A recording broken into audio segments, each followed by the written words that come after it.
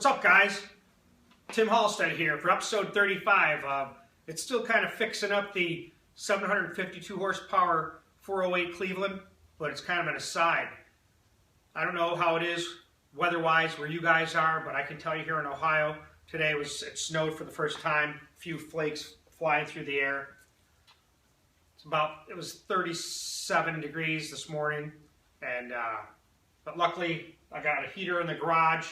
Like I told you before in other videos, I worked a long time, 15, 20 years with a kerosene heater or a propane heater or whatever, in 40-degree weather, pulling motors out and doing work, 30 degrees, sitting by the damn kerosene heater. But like I said, I always wanted heat when I could afford it, and I'll tell you, it makes a big difference in the garage, having a nice toasty garage in the freezing weather out. And now it's time to get things done. I'll kind of show you where we are. I got a new addition to my Cleveland stuff. This is that XE block I was telling you about. I kind of compared it to the 70 block here. This is a J block, so this has the oil holes drilled in the rear from the valley, which I'm not sure why they stopped doing that, and you can't really reproduce it, I guess. You end up screwing up the oil galley system or whatever. But big difference here. It's hard to see it unless, and I'll bring the camera and you can see it with the bulkheads here. All in here, oil pan rail, it's all filled in with metal. And this. So here's the XE block. I don't know why the caps got painted, but they are definitely different than the regular 4-bolt caps because I picked them up and compared them. But here's where it's all thickened right here. All this pan rail is solid, solid, solid back here. It's thicker back in here. Back in here is reinforced. Here's this one here. Scalloped, see it? All scalloped. Scalloped. Scalloped back here. So that's the big difference in the bulkhead right there. This whole pan, I should say pan rail, but the whole bulkhead down here is all reinforced and stronger. You can see it here. See where it's cut out here? There's a cutout there. It's cut out in here. See? This is all supported in here.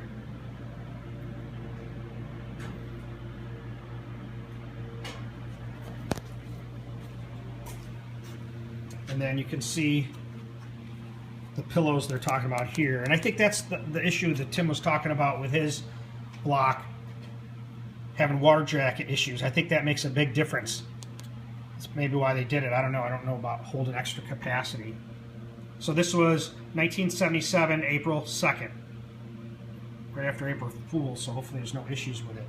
But yeah, like I said, these caps are pretty meaty. Now, one thing I noted about this, now Chad Decatur had a XE block that was NOS, and that thing had that red oxide primer all over it. And that's one thing I noticed about this block. I don't think this was one of the core shift blocks, because if you look, and it's hard to see now, but you can see red oxide primer, just like that block. I think this was one of the good blocks. So I kind of would like to invest in sonic test it just to see. Although Dan Jones said they're 60 over is kind of pushing them, but then other people say 4 1/4, 4 1/25. Who knows? Ain't no big deal to people probably in Australia, and you know how the legend goes or whatever. They made different runs of them, and I kind of briefly read about it from Dan Jones. And this one is a later second run because it's 77. 7D2 is a 77. D is April, 2 is second. So April 2nd, 1977. And it has they call it the pillow block. But it's still a pretty serious block. I think this thing, I bet you can go 80 over without an issue. And even this one here, this 70 block is pretty stout.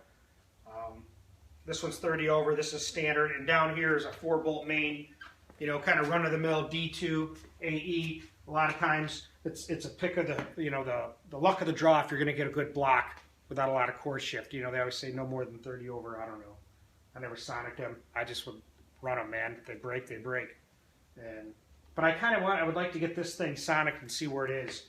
I was talking with Tim Meyer at DragBoss Performance Products, and he's going to come up with a blueprint program, for OE blocks, because, putting out $2,500, $3,000, whatever it's going to be for a block, for an iron block.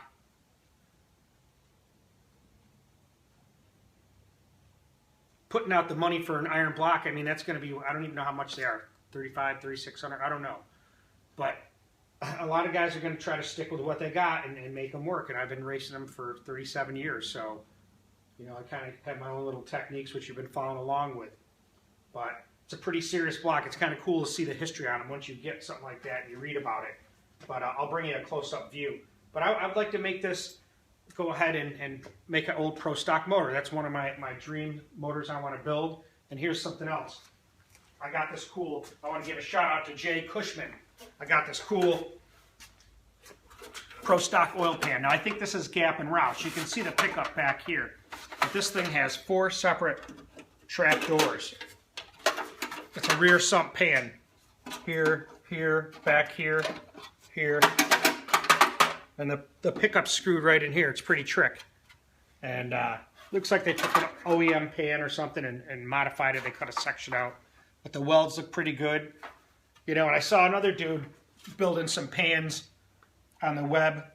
And I said, you know what, I'm going to try to do that. I got these smash pans up here. I'd like to make something a little bit better than what I have, because the baffling's bare minimum in those. And or get something like a Steph's pan, aluminum, all tricked out. But that's something to think about. This is a cool pan, a cool piece of history. So thanks, Jay Cushman, for that. And I'm debating on, you know, what am I going to do? Like I said, the head, I got the heads already. The Secret A3 heads are shipped already to Darren Morgan. He's at SEMA. So when he gets back, he's going to work on those. And I sent him a set of the titanium intake and exhaust valves I got from Dana Sniff. Thanks, Dana. And the other head I got is going out to Reher-Morrison to get looked at. And then I'm going to end up pulling the motor. I'm not going to back brake trying to put the damn head on in the car. It'd be nice and it'd be less work, but in the long run, it's more work. Killing yourself, bending over, trying to get stuff to line up. I'm just going to pull the motor. Because then I thought about doing, you know, that dyno test. We talked about it. Not we. I talked about it. And I think I might do it. For the simple reason, you know, it's not about making the horsepower and making the number. We all want that and talk about that. So there's no doubt about that. And see if it comes up on the track. But it's to prevent problems. I'll tell you, every motor I've ever dynoed, I broke on the dyno. Not dramatic, didn't take a lot of stuff out. One time I dropped a valve. That was a little messy. When I was told to run bronze guides and I didn't, but that was a different story. That was my old builder who told me that. He says, you're going to hang up a valve. And sure enough, on the dyno, it did. And so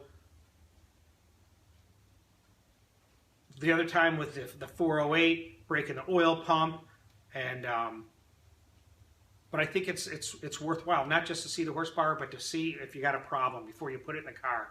Because this kind of just shows me it's not worth it. You know, for the $500 it costs to dyno it, and you know, I had mine done at Platinum Engines.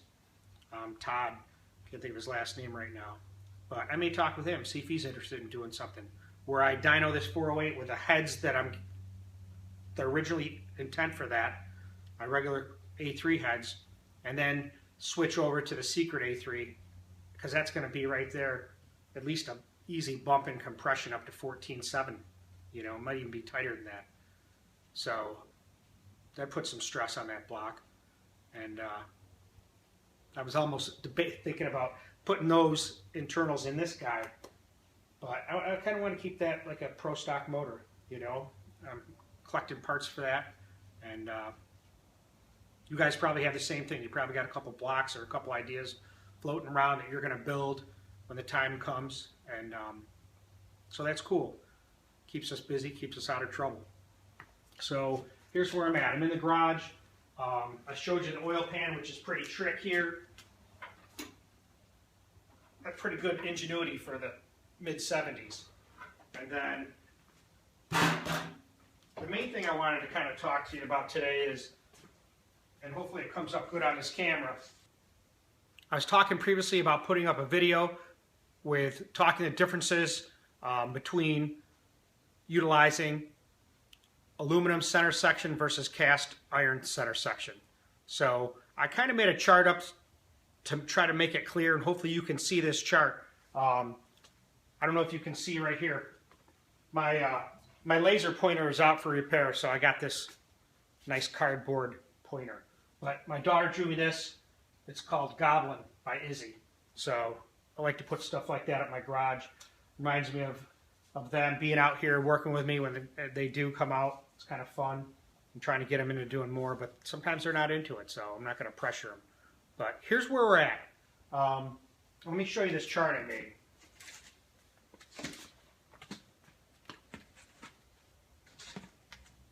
So like I said, it looks pretty busy, and hopefully you can read it.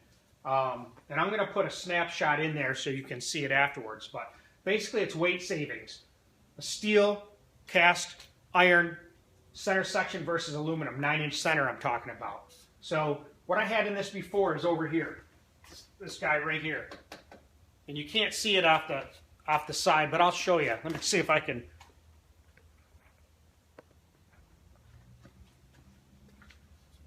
And the Moser steel 35 spline spool, I had the aluminum pinion support and a billet yoke. I got that from Moser, and I've had that thing for 15 plus years with the same gears, the Pro Gears 486. I had a set that were regular street gears. The first pass on a launch, snapped the pinion yoke right off the rear end. Drive shaft came out, took out a slick and a brand new bumper I had on the car, and that was expensive wheel stand right there. Since then I went with the Pro gears. They made me pay the upgrade for the gears, but they took care of everything, shipping, everything. But here, let me show you where it is. I'll just show you what it looks like. You've seen it before probably. It's been sitting over there because I'm too lazy to pick it up and carry it right here. But anyways, so that weighs 71.4 pounds. The Quick Performance. Now I put the aluminum center section. It's a Yukon center section. I got that from Bryden at Quick Performance. Great guy to deal with. This had a 486 gear, and I switched to a 471 to see if that would give me a little bit less of a hit on the tire, but not enough to take away my multiplication from the converter. So it increased my slip, which it did increase it a little bit. But that center section with the billet yoke, and that's got a 10-bolt aluminum pinion support and Pro gears, that weighs 58.4 pounds. So by switching from a steel to an aluminum center section, you're going to save 13 pounds. That's what I figured out. Now I went further and I said, you know what, I've been beating on that rear end, which is right here. This is the original one in the car from '69. Now when I started doing Caltrax, the first thing John said is you got to put gussets in it. So I did right back here on a spring purchase, front and aft. And that thing's been pounded on for a long time. I think it might be bent. I don't know that for a fact, but it doesn't have a back brace on it, and it got to the point where I said, you know what, whatever, 49 years old or whatever it is, it's better to go new. So I worked with Bryden, and I got a Fab 9-inch from Quick Performance. Now that has the built-in Calvert purchase, the built-in back bracing, and internal gussets. It's all welded inside. Nice piece. That weighed 57.4 pounds. The factory Ford, that factory Ford right there with the spring gussets and purchase, that weighs 40.8 pounds. So to go to the stronger rear end with extra weight on it, with a back brace and all, you're looking at an extra 16.6 pounds to improve the housing. So right there, you've already lost, you know, you're still up 3.6 pounds on this thing by switching. So you didn't really gain anything when you do the whole program together, when you look at it. Because you got 13 pounds here you saved by adding the aluminum center section, but then you lost it with a housing. But really you only gain 3.66 pounds. Don't eat for a week and then you'll get right back to there. So, and I went as far as, what else did I do? I did the axles too.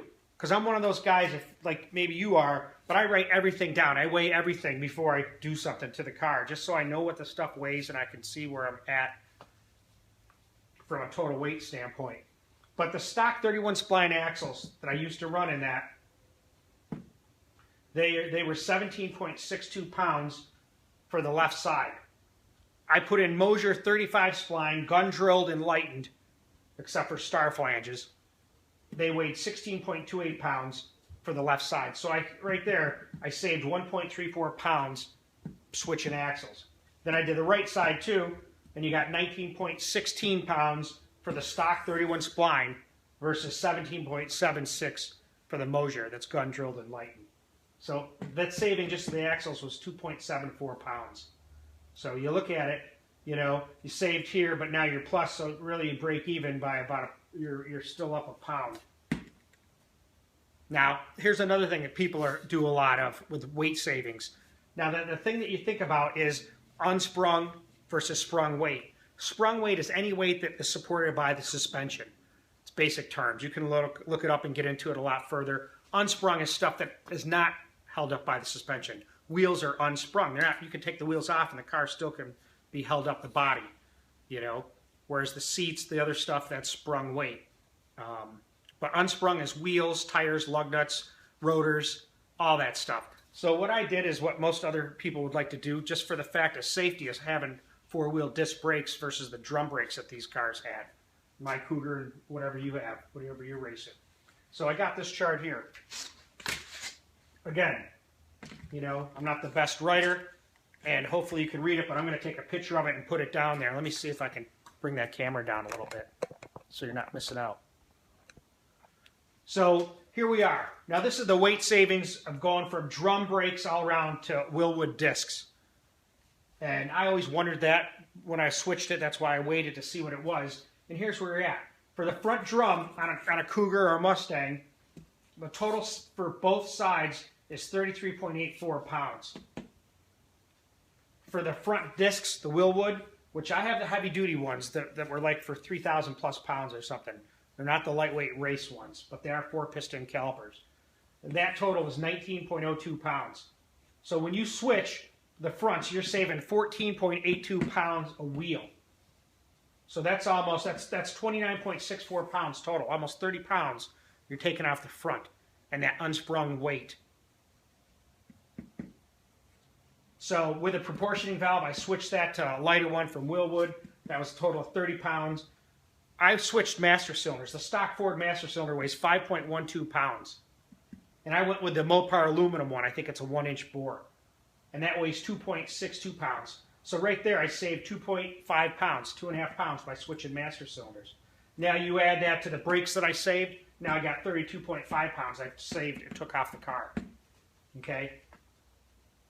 Which some of that is sprung and some is unsprung, such as the master cylinder and the proportioning valve is sprung weight because it's on the car body. It's not unsprung like the wheels and the rotors and stuff. So you can even save some more weight on here. Now I went and scraped all the undercoating off this with, I remember a hot heat gun and brake clean and everything, scraped it all off. I got like 9.5 pounds of undercoating off and whatever rust was in there. Now I also Swiss cheese the doors, like in the old Super Stockers, man. I went through, and those doors have 1 million hole saws. I probably got 10 hours on each door. And I also drilled out all the regulators. Everything is drilled in lightweight. And I saved like 7.2 pounds doing that. Just for your FYI, a stock C4 without a bell housing is 102.2 pounds. Stock starter is 17.27 pounds for a Ford starter. Ford Motorsport, what I run, 7.79 pounds. Right there's almost 10 pounds just with changing starters. I had a fiberglass. I got a fiberglass hood now. I had the stock hood on there. That weighed 53 pounds. Stock Cougar hood, 69. The fiberglass weighed 25 pounds. So that's like, right there, 28 pounds savings. So when you go through what I had saved here, going with the brakes at 32, undercoating, Swiss cheese in the windows out, changing the stock starter to a Motorsport and the fiberglass hood, I'm saving almost 86.68 pounds. Almost 87 pounds I took off the car. Now, here's the kicker, all right? When you think about unsprung weight, now you're in a whole different ballgame of physics, and I'm not good with physics, I can tell you that. It took me a few semesters to get through it, because I'm not that great at math. So when you look at it in terms of rotating mass, which is the wheels, the tires, and the lug nuts, studs and that kind of stuff. I mean, some people go as far as titanium lug nuts and studs. So that's a factor. But when you look at it, the rotating mass, it's 3 times harder to accelerate rotating mass than it is sprung weight.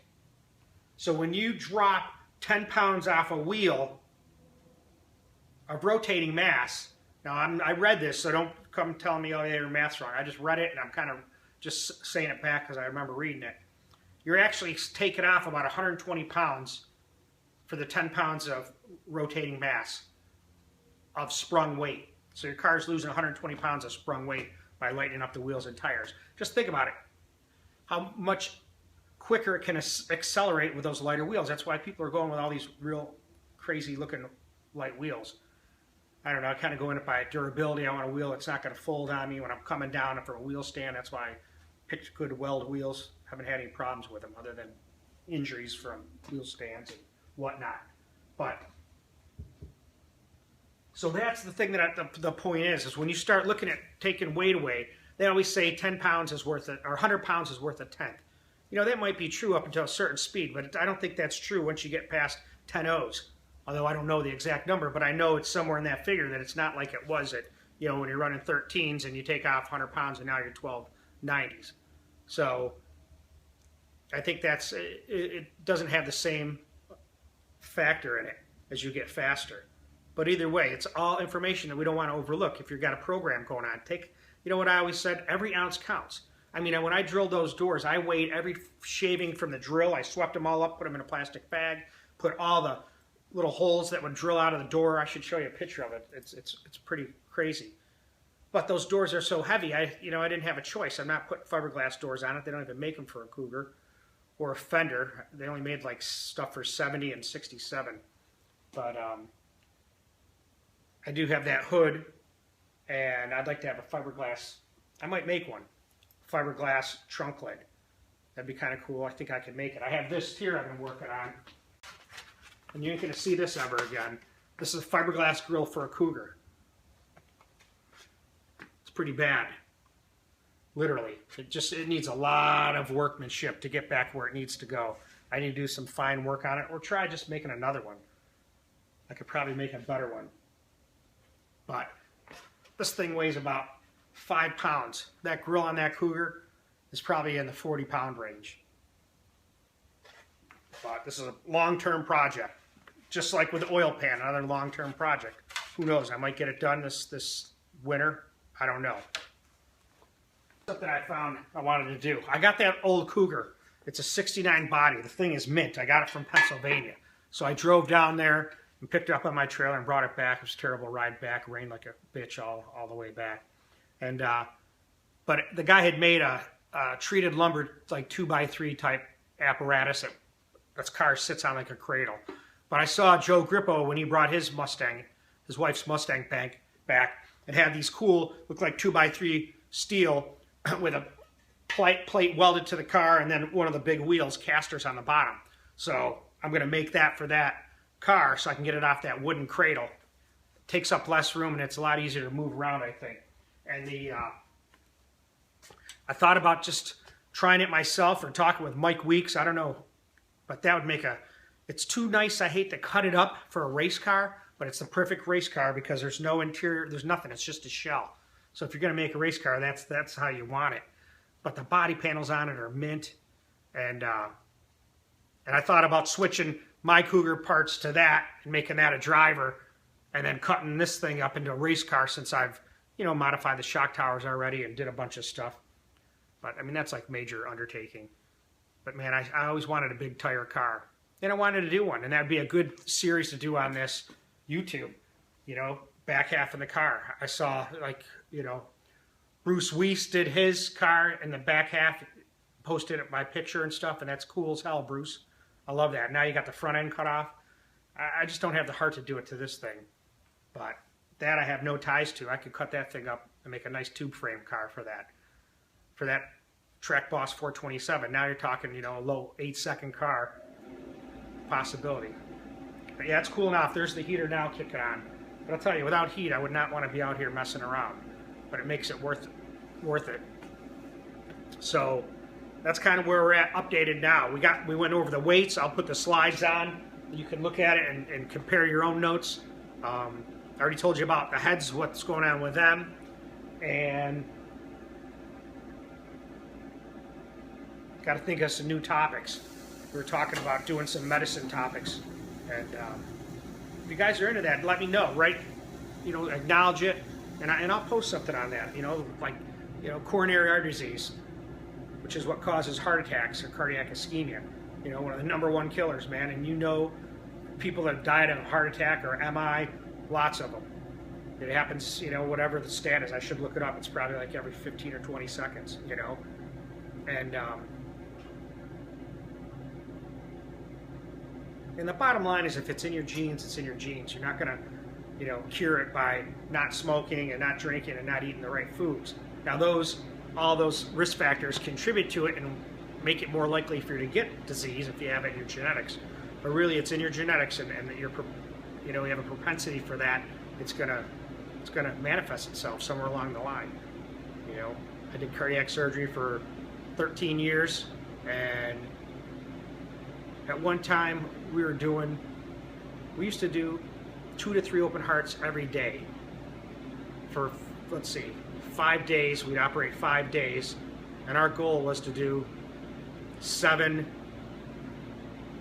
a week or more. And one time I think we did 11 in 1 week, 4 in a day. I mean, that's like operating from 7:30 in the morning till 9 o'clock at night, probably later. And I worked with Dr. Jose Naberto, and when we did cardiac surgery, we were doing 2 or 3 a day. I think we could do 3 and be done by 5:30 at night. You know, then you have to round on them, and they're always, blood pressure's going up and down. You always got some issues going on, or bleeding you got to deal with. And if you're doing that every day, think about that. The people that you did the day before are still up in the unit. The day before that are still in the unit. You know, hopefully you can get them down and move them, like to the step-down unit, which means that wires got to come out and swan catheters got to come out. And but that's just us, me and this one guy. We'd do 250 hearts in a year. That's a lot of operating. And I worked for them for like 3.5, 4 years, and I kind of missed doing cardiac surgery. I used to take the vein endoscopically through right by the knee with about a 1-inch incision. I could do the whole leg. And at the groin, make a little stab incision and cut the proximal end out and pull it all out in one length. Then you have to inflate it with a saline syringe and go down, and all the branches you have to clamp off and tie off. You know, you can either use, I used to tie them back in the day. I would do open vein harvesting, and I would harvest 2 lengths of vein. One bypass is about this long, bypass graft. So I could take 2 lengths of that and have the leg closed by the time that he had this artery down from the chest wall. So that's hustle. That's probably 20 minutes, 25 minutes to do the whole, take the vein out plus close the leg. So that was pretty fast. But that endoscopic vein harvesting made it so much better, so you didn't have to close all that wounds and they didn't get infected. You know, cabbages, patients used to complain about the leg hurting the worst. But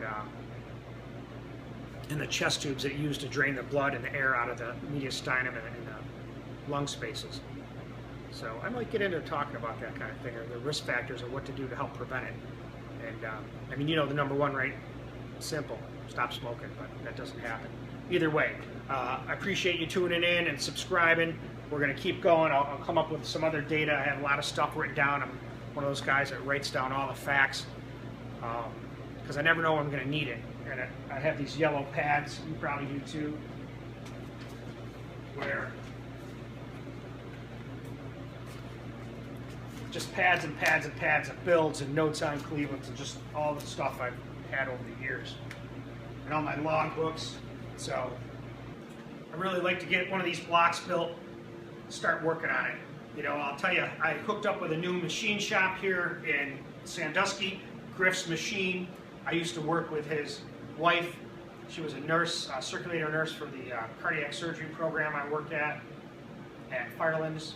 And so we had talked. I went down there and took my head apart. Actually, Randy did, who works for him, took the head apart, at least get the springs off. Because I tried doing it here to take the springs off, and those are 285 on a seat. and you better have good equipment. That thing comes flying out of there, take your eye out without an issue, or a finger, teeth. I don't want any of that. So I need to get that new LSM bell spring compressor. You know, the stuff they rent or you buy for 50 bucks, I just don't see it being strong enough. So, and I had a stud mounted one and I tried that, but it didn't sit correctly on the retainer and it would cock it a bit. And I don't want to chafe it and have an issue. So that's why you got to buy the right tool. I think that's what I'm going to start doing, is get some spring compressors for valve springs. You know, stuff to measure the height mic, and start getting ready to do my own heads. And really showed me how, and it'll be kind of a cool thing to start doing. I've got enough heads to start working on. Just gotta get the parts. But yeah, I would like to take this XE. Now whether I do it there, because I talked to them yesterday and they can take care of something like that where we can get it right down to nothing and bake it and bead blast it, clean it all up. Or Tim Meyer was talking about DragBoss Performance. They're going to take stock blocks and blueprint them, and that's what I was talking about before, which could be, you know, checking out all the galleries, cleaning out everything, converting it to 4-bolt main caps, billet caps, whatever else you can do. The lifter board, getting those all set up, you know, so they're straight in line with everything, because sometimes they're off a few degrees. But I talk about maybe sending this to him to have him start posting this video. I would do it on here, but he would do some filming of it and get this XE tore down and get this thing built up. You know, and go through the updates, put in the screw-in plugs like I like, and really put this to town. And like a friend of mine said, positive in, positive out. That's what it's all about. I've talked about race ramps before, how good they are and safe compared to not working or not using a jack stand, which is insane. I always use a jack stand. But I got these ramps, or these dollies from Harbor Freight. There's one in town, which I bought a couple things. I bought a winch for my four-wheeler for that, and it was like 49 bucks at Harbor Freight with a coupon. You can't beat that for what it has to do for the blade. But look at these things here, these dollies. Make it so easy. You want to move your car, slide it anywhere you want. You can reposition it easy. So I kind of like that fact. But once I get to pulling the motor out, obviously I'm not going to have it on the dollies, but it made it good to move things around and clean up while I was finishing up other projects. So hope you learned something and can use it in your program. Appreciate you tuning in.